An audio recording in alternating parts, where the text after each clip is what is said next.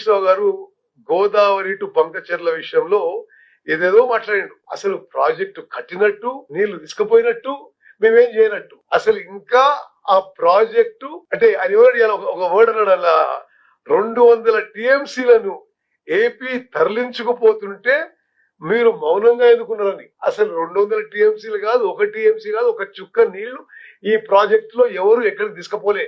అదేమో ఆయన ఆలోచన చేసిండు, ఆయన లెటర్ రాసిండు, దాని మీద కౌంటర్ లెటర్ రాసిండు. సో ఈ రోజు ఆయన చెప్పిన విషయాలు పూర్తిగా అవాస్తవాలు, పూర్తిగా అబద్ధాలు.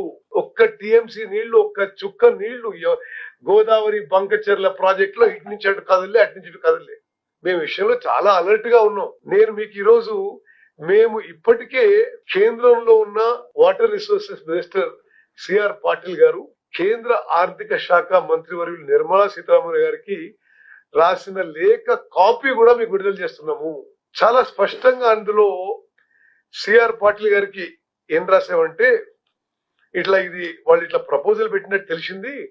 ఆ ప్రపోజల్ వాళ్ళు ఫైనాన్స్ మినిస్ట్రీకి పెట్టారు. ఫైనాన్స్ మినిస్ట్రీ మీకు రాసింది, మీరు కేఆర్ఎంబి జిఆర్ఎంబికి రాశారు. వాళ్ళు ఒపీనియన్ అడుగుతూ ఆ ప్రాజెక్ట్ విషయంలో మాకు అభ్యంతరాలు ఉన్నాయి. మేము మీడియా ద్వారా, ఇతర సోర్సెస్ ద్వారా తెలుసుకున్న విషయాల్లో మేము దానికి అబ్జెక్ట్ చేస్తున్నాం.